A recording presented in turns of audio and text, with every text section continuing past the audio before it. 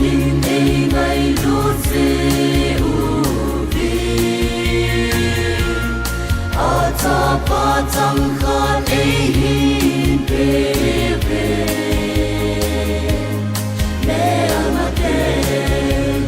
min anovin tisan kai nulin amove having Calvary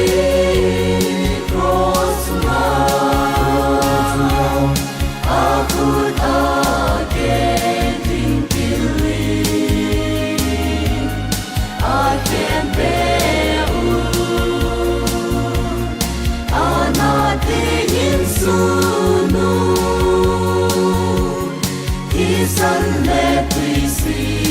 along hani tu God's on sin us of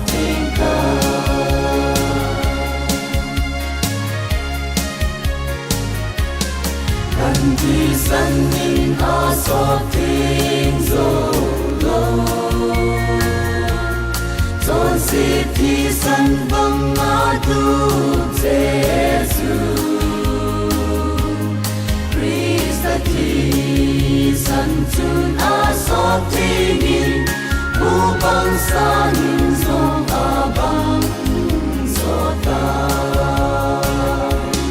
having Calvary cross now I put again in believe I can bear anating sunu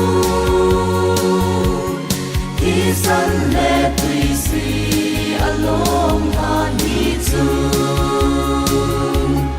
God's on sin us of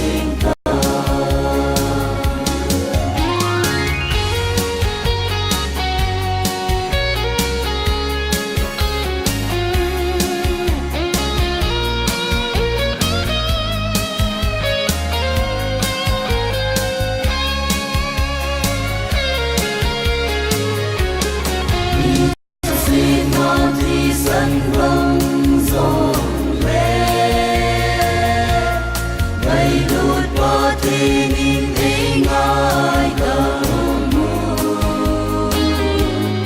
Lotzem na undingte Lotzem no din eisem tabe having Calvary cross now I put again in believe I can bear anating sunu isan leprisi along hani tu God's on sin